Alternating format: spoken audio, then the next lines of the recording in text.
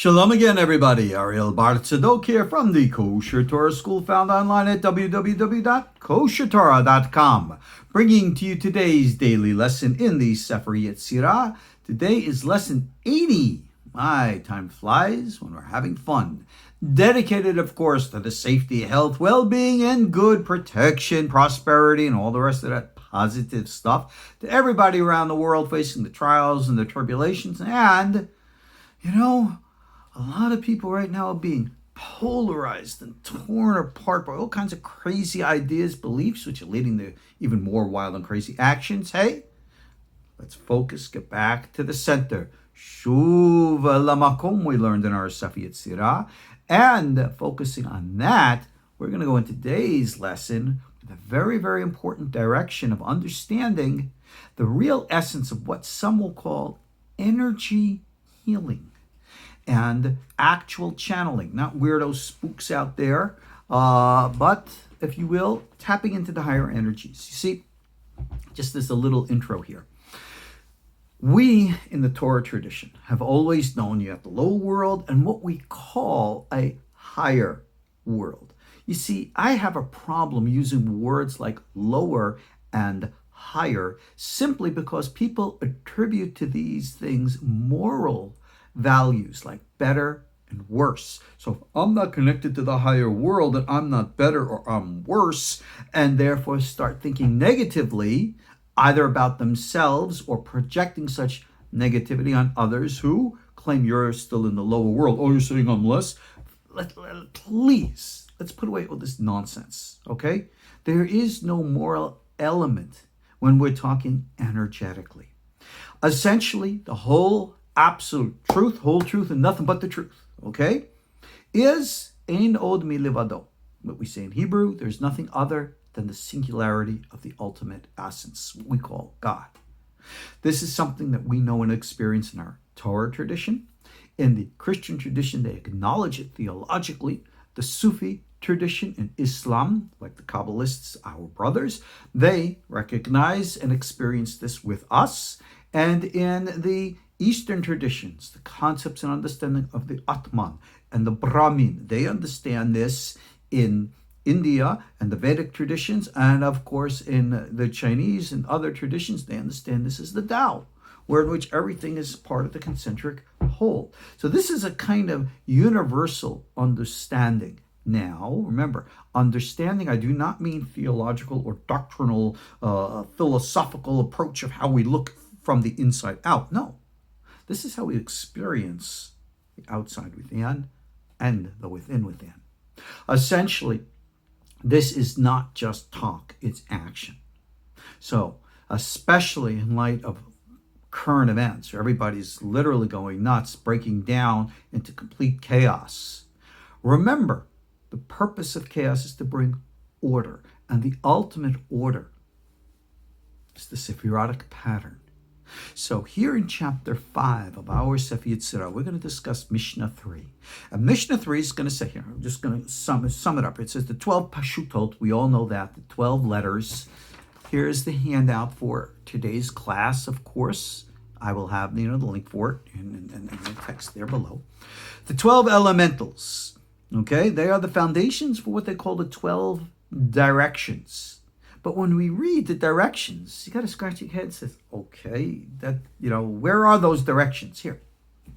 The directions, we all know, how many directions are there? In physical space, there are 6, right? North, south, east, west, up, down. How do I then double that? Well, this is what the Sefer Yetzirah teaches.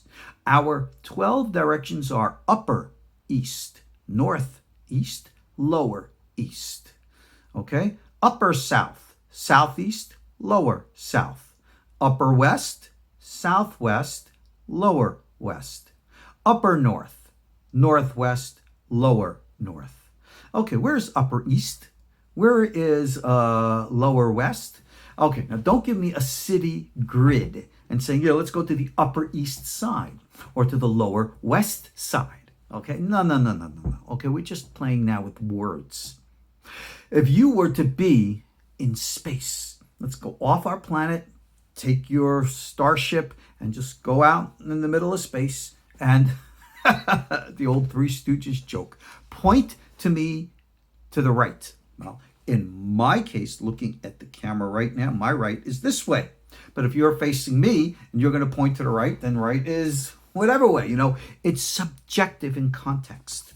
So whenever we speak of up and down and east and north and west and south and all the rest of these directions, to try to think that these things are physical is always going to miss the mark. Now, we've discussed physical directions in space with regards to previous teachings and how they have an application with certain elements of consciousness when we apply them within that context. But this is a different context. We're using similar words, terminology, but we're saying something very different. So, if you were to, in space, right now, point to me north, I'm sure you can do it. Point to me east, west, north, south, I'm sure you can do it. Up, down, I'm sure you can do it. Now show me upper east as opposed to northeast. Well, is that like north, northeast or east, northeast? I mean, you have all these points in the compass.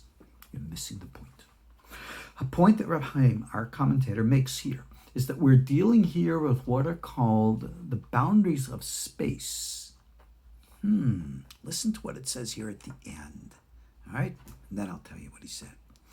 Midrahavin v'holachin, they expand and continue ad ade ad. They continue until, which is a literal reading of ade ad. All right, until, or infinitely.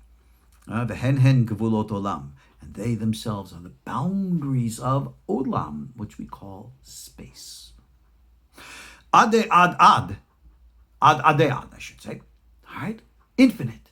You have infinite boundaries of space. Isn't space supposed to be finite? So how can you have infinite boundaries to finite space? And I will tell you, I don't care what modern science says. Physical space is finite. Finite meaning it doesn't go on forever. Because in all due respect, we have no idea of what forever really means. With what we understand, we can see with our telescopes, I think 13, 14 billion light years out there to the horizon of our vision scope at this time. A century from now, who knows what more we can see, and depending on what spectrum we choose to see. And modern science will say this is only the 5% of the physical universe. And what about the dark space and the dark energy? Oh, good gosh, good golly, Miss Molly, who knows what's really out there? Well, how would you like to know? Not by waiting for science to evolve for another 1,000 years, but go and take a look for yourselves. You might not understand fully what it is that you see, but that's fine. Whenever we cultivate experience, time number 1 is always the smallest. Time number 2, you gain a little more. Time 3, a little more. Time 4, a little more, etc. The 12 directions of which we speak here are said to be the body or the space of what we call ZEIR ANPIN. This is what Reb Chaim talks about here. And again, you'll look here into our little handout today, and I talk about this. It's very important.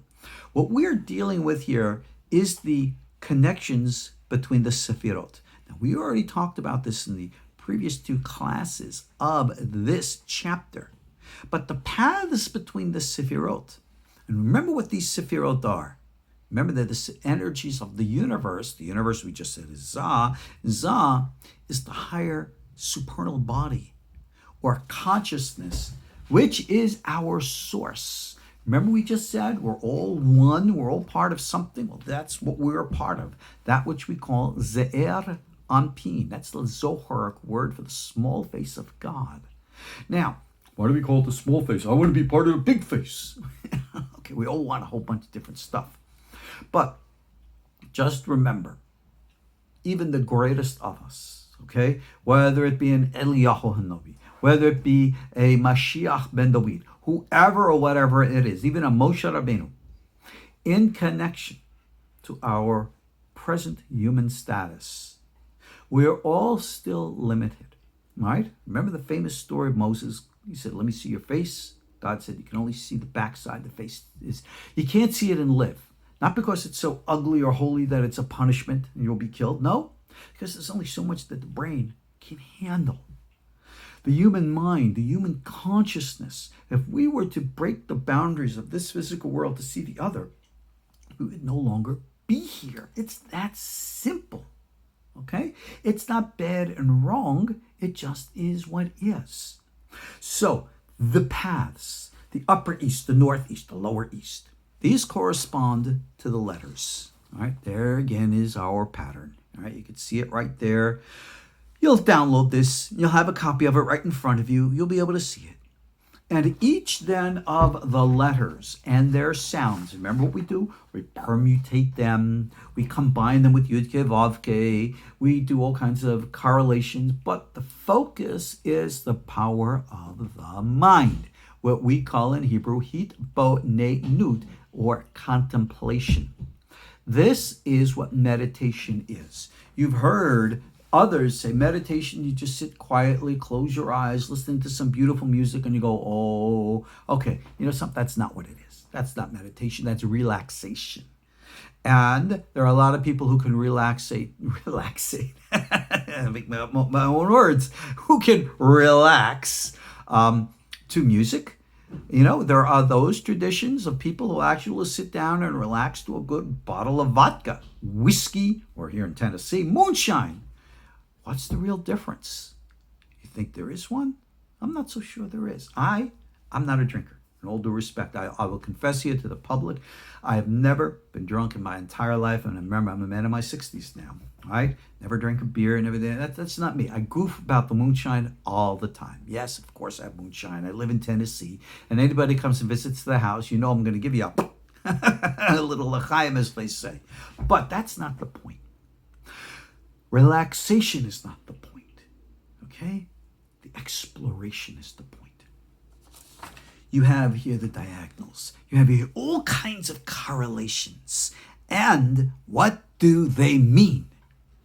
What can I do with them? Well, once you experience the interplay of sephirotic energy, and you recognize, for example, that the letter Hey represents the flow from Keter to Chokhmah. Chokhmah is intuition. Keter is pure will. Okay? Pure will is above and beyond cognition. In all due respect to Monsieur René Descartes, who said, I think, therefore I am. Well, even beyond thinking, you still are. I exist before I am. And I am exists before I am such and such, fill in the blanks. I am what I am. Keter, Chokhmah, Bina. Each of these paths is represented by a letter, and therefore we contemplate the meaning of that path, represented symbolically by one of these supposed directions, using the power of a specific letter.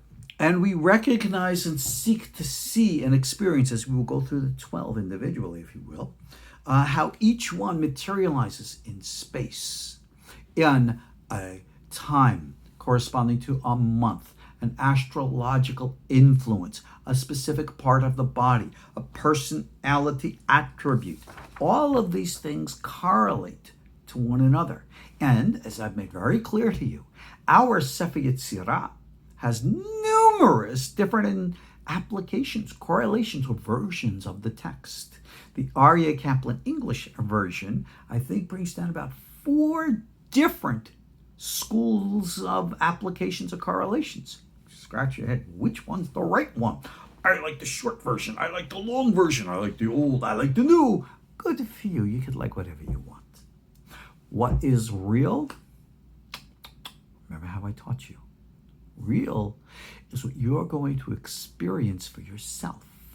And what you experience and conclude as the truth is the truth. Small t, not a big one, for you. Male and female, For example, when the Rabbanit practices and she has her insights and meditations, she sells seashells down by the seashore, right? She sees things from a female point of view.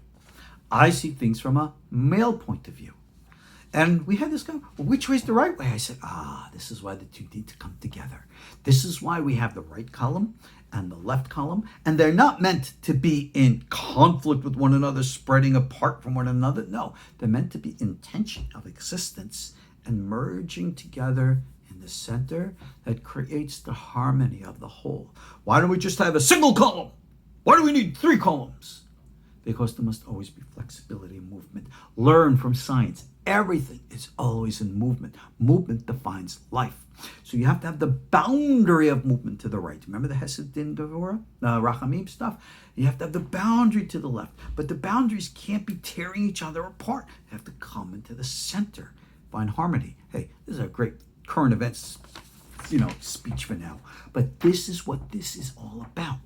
So when we're using these 12 elementals, and we're contemplating each and every one, recognizing, for example, Hey, we said is the path between Keter Chochmah.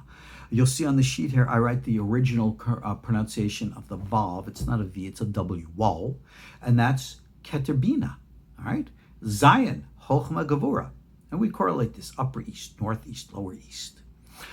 Going all the way down, you see Ain. It's, again, I put the NG because it's a Ain sound, and that's between Bina and Tiferet. Well, gee, what does all that mean, Rabbi? Again, you got to figure that out. You have to experience it. But now, at the time I have left, I got to share with you very, very important stuff. Take a look. You see here the path between Netzach, Hod, Yesod, and Malkhut. There is no diagonal path between Hod and Netzach and Malkhut.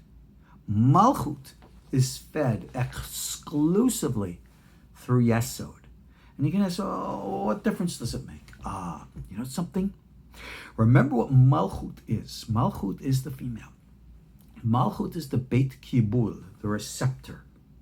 And the receptor receives everything already in complete harmony through the Yesod. So, ZEIR ANPIN, that higher supernal face, is supposedly the union of Tiferet and Yesod. They're kind of like one. That's why they're referred to in the names of Partsufim as Yisrael and Yaakov. And Malkhut is Rachel. Rachel is the wife. Now, symbolically speaking, if Rachel was not receiving directly from her husband, but from the sides, that is the equivalent of like a sephirotic or an energetic adultery. Energies coming in to the center, not harmonized and balanced. It would create complete chaos. You will see sephirotic diagrams that have paths from Netzach and Hod going directly into Malkhut, making it 3 ways into Malkhut. I don't know, actually, where that diagram originated, but those paths are really corrupt. That's really bad stuff. Because if you're trying to tap into Netzach and Hod, which is above Yesod, and draw them directly into Malkhut, circumventing or going around the place of harmony in the Yesod, you're bringing in unbalance. You're bringing in imbalance, and essentially causing the tearing apart, what we call the pirud. And it's very, very bad. You do not do this. So you will see mostly in non-Jewish sources, the occult sources, they have those paths on the outside, and they'll attribute whatever they want to them. You know something? When you experience these things for oneself, you will see and know the difference. It's all I can tell you. My emphasis is here, not to give you an academic college course here. You can sit down and acknowledge all the different ideas and thoughts. There have been books written already. You don't need me to write another one.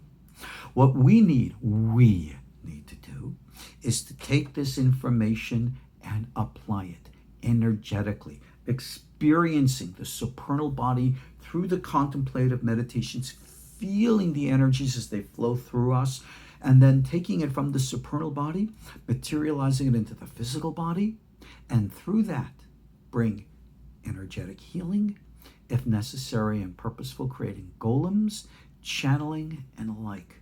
This is the work of Yetzirah, taking that which is above, materializing that which is below. That is what this is all about. So on that note, I ran out of time. We'll pick this up in our next class, go into more details. Check out the courses they have for you online, and I'll see you all in our next class. Shalom.